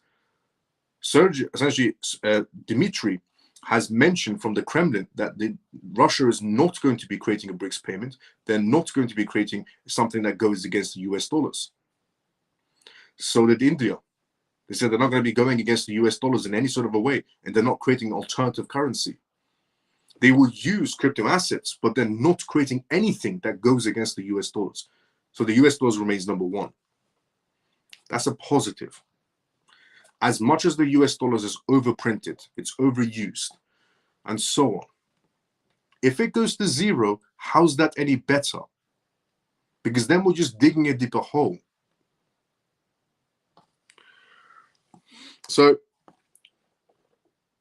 regarding essentially Brics, any Brics state that mentions essentially the destruction of the dollar, they will be sanctioned, Trump essentially stated, 150%. However, the position of the Brics remains nuanced. But on the contrary to American acquisitions, the bloc is not seeking to destroy the dollar anymore. Remember the big thing BRICS destroying the US dollars and taking over the world? Yeah. One by one, they're not anymore. The acquisition of the bloc essentially is not seeking to destroy the dollar anymore, but to essentially acquire a payment alternatives to reduce some dependency, but never to go against the US dollars. Could the United States still impose these sanctions? The answer depends on the essential interpretation of the BRICS decisions. If payments in local currencies or via BRICS Pay intensify, will that be enough to trigger Washington's essentially anger? One of the key issues will be to see if Brazil can protect itself from these measures by essentially insisting that it is not advocating for a single BRICS currency. A grey area remains. And the coming months will be such decisive in determining whether the American threat will remain theoretical or translate into essentially concrete action. Knowing Trump doesn't just mention something randomly and doesn't take action. Trump takes action. That is why he's an excellent president, because he takes action, which a lot of presidents or prime ministers around the world lack. Honestly. The duel between essentially the BRICS and the United States illustrates a profound mutation of essentially global economies. If 50 countries actually adopt the BRICS payment system, it would mark a significant reduction in the dollar's dominance. But in reality, it's never going to happen, because two of their biggest players have already stepped down. They're still in the BRICS list, but they're no longer producing any sort of BRICS payment systems or unified currency. And the United States therefore justified a massive adoption of an alternative system would weaken some monetary control and leverage. And the whole question is whether Brazil and its allies will be able to withstand American pressure without provoking an open trade war. The BRICS summit in July 2025 will undoubtedly essentially be the stage for a new episode of this essential confrontation, against the backdrop of the possible of what to come if BRICS steps out of line. If BRICS steps out of line, then every single one of those countries deserves 150% tax. I'm telling you right now, if BRICS ever did have a chance of happening, it's not a good thing. It was never a good thing. And if you believed even for a second it was a good thing, it's because you were brainwashed to believe it's a good thing. The US dollars, if you just use basic logic, genuinely, if you just use basic logic, if you were somebody that was deceived, for example, sometimes people get deceived. It's possible. But the level of brainwashing China did on the majority of the people inside the crypto space to believe BRICS was actually a good thing was ridiculous, was laughable. That China made people believe in America, the currency they're using to pay everything around them for, their mortgage, their loans, and so on and so on, was a good thing, as if it goes to zero. It was the dumbest thing ever to be possibly created. So, honestly, 150% tax on any essentially any country that decides to go against the US dollars, good.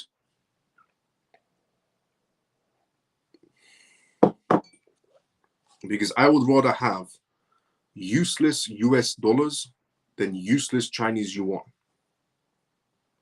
any day of the week.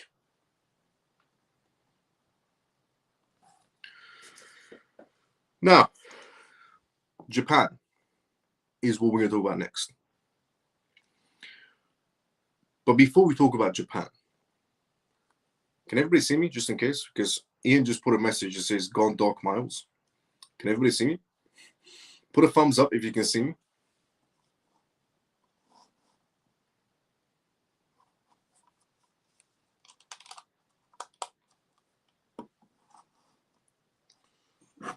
If you can see me and I'm not freezing, put a thumbs up, just in case the screen is frozen.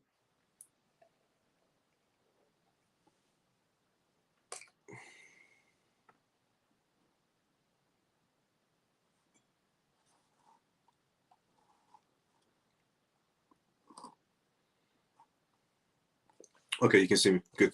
Because Ian put a comment, "Gone dark, Miles." I think maybe for a second I went dark. Okay. Thanks, Miles. No problem, Ian. Anytime. Facts. Thank God Trump won. Let's go, Ray. Now, Japan. Thank you for that, Ray. Thank you for that, Ghost Runner. Japan. Japan's SBI, VC trade, to roll out USDC support as a stablecoin regulation eases. So SBI, everybody knows who they are, the biggest partner for Ripple, has decided to introduce USDC to Japan. Good thing or bad thing? Excellent, I think personally. SBI VC Trade announced the completion of its initial essentially registration for stablecoin transactions, paving the way for specific use cases related to USDC. According to the announcement, after completing a full registration, SBI's VC Trade expects to be one of the first financial platforms in Japan to offer USDC transactions. This certification essentially is a huge victory for the company. It will allow it to support USDC transactions by introducing one of the global's most popular stablecoins to Japan. And the release went to the state that after receiving final approval, SBI VC Trade will be one of Japan's first essentially finance platforms to offer cryptocurrency trading based on USDC. However, the company sees this as an appropriate essentially moment to pump more liquidity into the market space. That's the gold part here. SBI has just done essentially a full green light on stablecoins, and the first one they're introducing is USDC. Now, obviously, they have in their pot XRP and so on, which they're going to be introducing very soon as well. Why is that a good thing? Well, because SBI is getting essentially ready to inject capital using stablecoins inside the market space. So essentially, the company sees this as an appropriate moment to pump more liquidity in the market space and create more stable investments, trading volumes, and deeper demand essentially for digital assets. If everything goes essentially according to plan, the service will go live for testing on March 12th and roll out essentially to a small population. After a successful essentially trial runs, the company will make the full rollout a reality as it essentially gets its bearings in Japan's market space. In an announcement moment, Circle's founder and CEO Jeremy categorized USDC as the sole global digital stablecoin overseen in Japan. He would essentially have also likened to the witness SBI celebrate as the initial regulated company in Japan that listed and distributed USDC. He has referred to essentially as essentially expansion on broader scale for Circle in Japan. Comments show that Circle oversees Japan as one of the essentially leaders in adopting stablecoins and is set to essentially open up more essentially instruments to supplement the growth of USDC in Japan's economy. SBI VC Trade success will be the benchmark for Japan's adoption of digital essentially dollar-dominated instruments on a larger scale. And it will allow companies and traders to participate in the crypto markets in more desirable and compliant environments. At the essentially same time, the country continues to calculate and redefine its regulatory strategy against stablecoins. And SBI's latest foray into stablecoin arenas came on the heels of a big vote in terms of confidence from financial services agencies, the FSA, and Commissioner essentially Haddock, who voiced support for the stablecoin transactions in Japan. The SBI stablecoin participation also aligns with SBI's wider strategy to cement its role in the emerging digital asset ecosystem. SBI VC Trade and its parent company SBI have partnered with other major essentially global players in the US market space, in addition to Circle's partnership and including Ripple partnership with SBI. This collaboration has particularly essentially been seen with the cross-border payments. Not long ago, SBI partnered with Ripple to enable blockchain technology for the financial industry, making it quicker and cheaper to transact. In addition to its Murphy partnership, which has turned its attention to stablecoins, SBI VC Trade offers a wide range of trading services for different cryptocurrencies. Its platform now includes services for several digital assets, including XRP, Bitcoin, Ethereum, and now USDC. This essentially variety aligns with SBI's wider goal of enabling cryptocurrency adoption within Japan while abiding by essentially regulatory rules, as the Japanese essentially government progressively relaxes restrictions on digital assets. SBI's VC Trade recent strides reflects a mounting institutional demand for stablecoins and blockchain-driven financial products. This transition can facilitate further innovations in Japan's digital payments and remittances and essentially financial services. Excellent news coming in from SBI essentially deciding to essentially introduce USDC as one of their first stablecoins, but also to inject more capital inside the market space.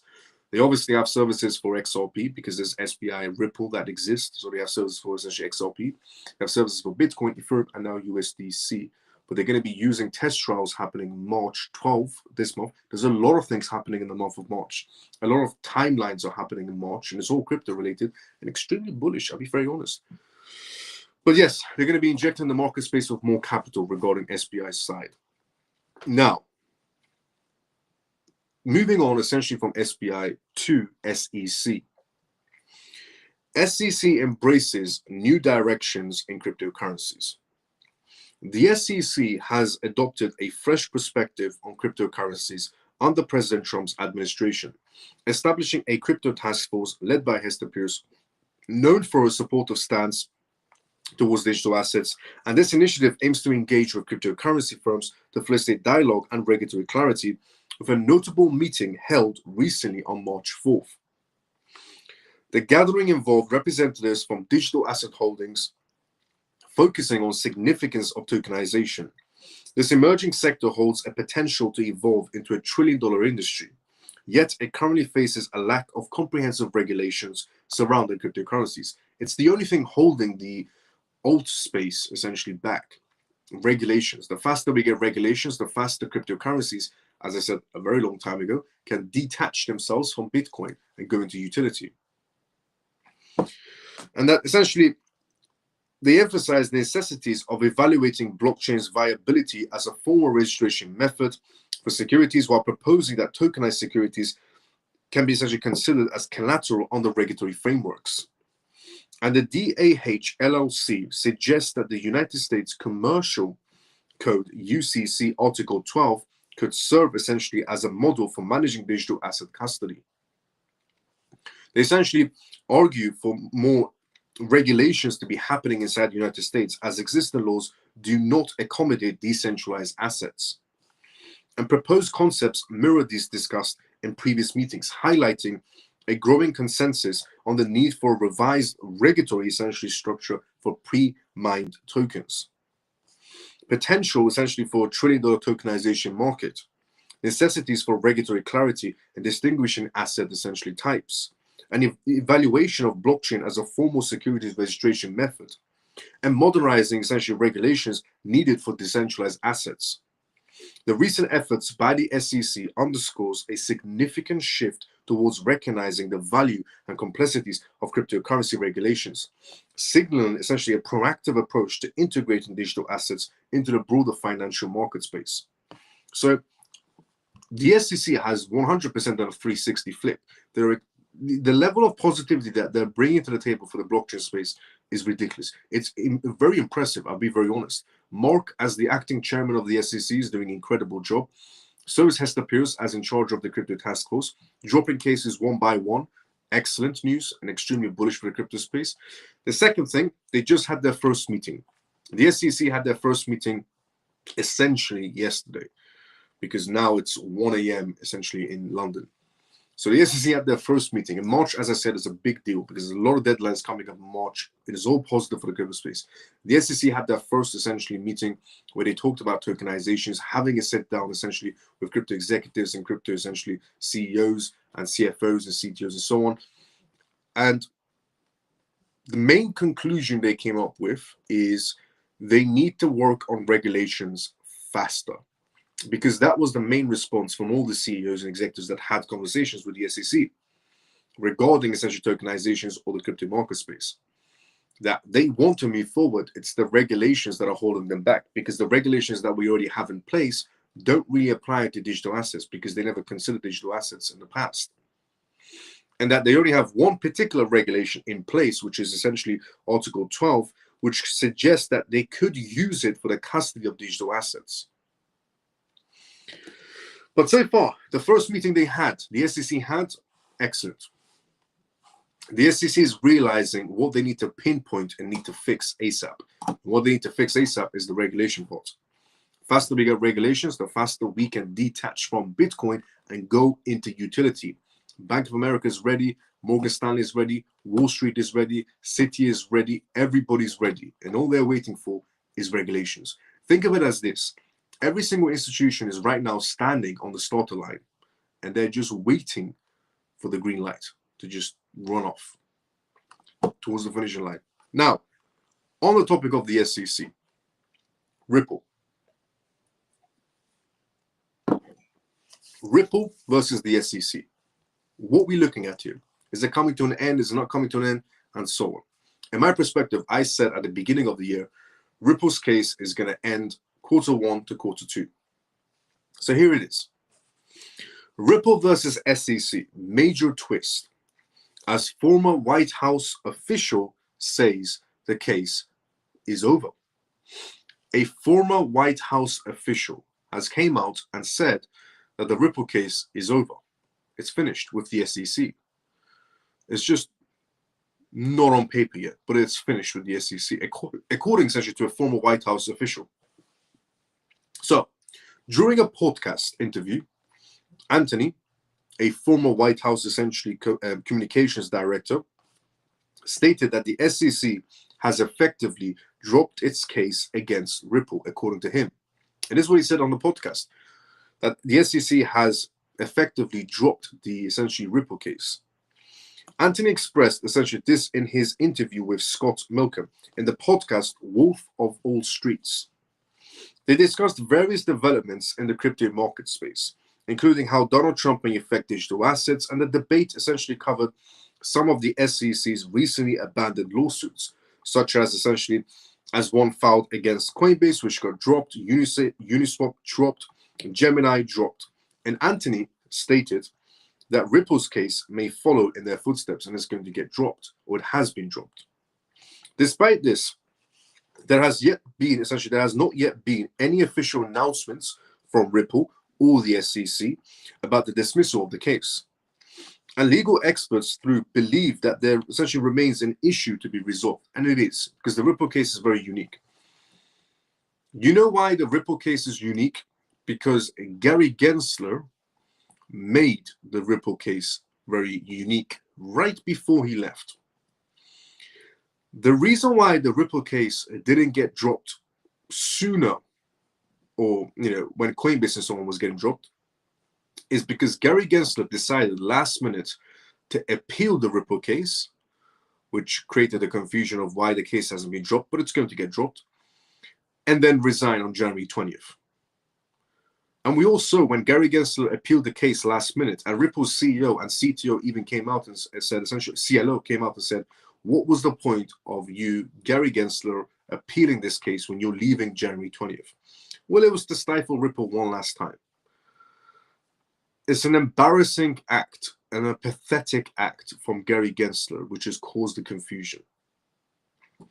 But the case is going to get dropped, and Ripple is going to have the last laugh. And Gary Gensler is jobless. Well, he's actually going back to the university to teach blockchain, ironically. The same thing he was suing into the ground. But attorney essentially Jeremy Hogan clarified that the case has yet to be settled. He stated that one of the obstacles is still Judge Nancy Torres's ruling, which imposed an injunction on preventing Ripple from directly selling XRP to institutional investors as well. He clarified that while both parties can all essentially agree to settle, they cannot simply ignore a court-imposed injunction. And legal scholars indicate that essentially to discharge an injunction, there is a formal procedure within a Rule 60 of the Federal Reserve's essentially of the Federal Rules of Civil Procedures. The rule essentially dictates how to seek relief from a judgment, but it is not straightforward. The court would need to find there was a material change of circumstances in which to relieve the prohibition of Ripple sales.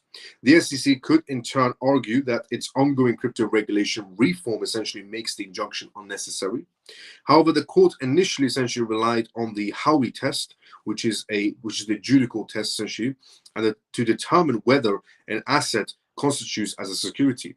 The SEC cannot overcome the Supreme Court's precedent, and convincing the court to overrule its decision will not be easy. If Ripple wants the injunction revoked, it must compose a well-worded motion to persuade the court to reconsider. The process can take a little bit of time. Given that the SEC's essentially approval of the phrasing, it is also needed. Once agreed to, each party must abandon their respective appeals before bringing the case to court for ruling. So Ripple has to abandon the appeal, and the SEC obviously has to abandon the appeal, which Gary Gensler left behind before he left on January 20th. They both have to abandon the appeal and then make one change to the court ruling. Once agreed to, each party abandoning their respective appeals, Jeremy Hogan stated that while there is a potential to dismiss the appeals in April, dissolving the injunction is not going to happen until May, and meanwhile, Ripple has to navigate the legal complexities of its ongoing proceedings. All of this headache is because Gary Gensler was getting orders from one moron who didn't like the idea of Ripple changing the entire financial system, something that I said a while ago, where any market space you want to enter in, if you want to enter the automotive industry or the real estate industry or the tech industry, and you're not really bringing any sort of major changes in any sort of a way, the bigger companies don't care. But if you're coming in any essentially market category and you're about to change everything, companies like, for example, if you try to introduce something in the tech world, Google will try to either buy you out. If you're introducing something in the tech world, for example, Google will either try to buy you out or push you out. But if you're just a small-time tech company, they couldn't care less about you. And in every category, there's people like this. For example, in Ripple's category, they were coming in to change the entire financial sector. And there are people that might not be happy with that scenario. And that's the reason why Elizabeth Warren or Gary Gensler decided one day to just, and the FDIC chairman decided one day to stifle companies like Ripple from every angle. The FDIC stopped Ripple from working with American banks. The SEC, Gary Gensler, sued essentially Ripple, and Elizabeth Warren protected Gary Gensler's back every time he had to go in for some sort of essentially announcements in terms of the governors, the House of Senators or Representatives. So that's the reason why Gary Gensler and Elizabeth Warren one day decided to just, and the FDIC chairman to go against Ripple, because somebody behind them was telling them what to do, because the person behind them didn't like the idea of Ripple changing the entire financial system. But guess who had the last laugh? Ripple, because their XRP token just made it to the United States reserves. So Ripple definitely has had the last laugh. But what's holding this case back is, one, the appeal that Gary Gensler decided to do last minute before he left office on January 20th, just to stifle Ripple one last time, because he's a pathetic little weasel. And the second that's holding this case back is essentially one turning that needs to be overturned. That's pretty much it. My predictions for the case essentially that needs to be ending is Q1 to Q2 is what I said day one in January. I'm still sticking to that. Q1 to Q2 has to be done. Now, another reason why it needs to be done ASAP, and it needs to be done ASAP, it is putting a lot of pressure on the SEC, is because XRP is a reserve currency for the United States of America, which means the United States of America cannot have a currency that is being sued by them, but yet again as a reserve currency. So that's going to put pressure on the SEC to come to a conclusion like this. They have to, because XRP is now the reserve assets and was the first token mentioned. That's putting a lot of pressure on Mark, the acting chairman of the SEC, and on Hester Pierce, the crypto task force, to end this case ASAP, because it's too much confusion. A currency that the United States government, the biggest market space in the world, has accepted to put in their reserves, is being sued by themselves. That's not good. That's not a good image for the SEC in any sort of a way. That's going to put a lot of pressure on the SEC to end this case ASAP, because the longer it carries on, the worse it looks for the SEC. And Trump's administration are very productive, you could say. And if they see that they can't get the job done, well, you can be sure as hell they're going to be replaced.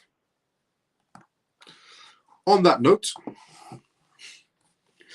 we have come to the endings of tonight's live. On that note, we have come to the endings of tonight's live. All good things must come to an end, which they did right now. If you're watching this for the first time ever and you're wondering, what is this and who am I? My name is Miles. I go by the persona of Crypto Miles, and this is the CMF live that you're watching right now. It stands for Crypto Miles Family. And in this live, you can tune in session Monday to Friday. You can tune into this live at 11:25 p.m. UK time onwards, United Kingdom time onwards, or GMT time onwards, where I talk about the most recent news that's happening around the world in terms of cryptocurrencies, CBDCs, AI, politics, regulations.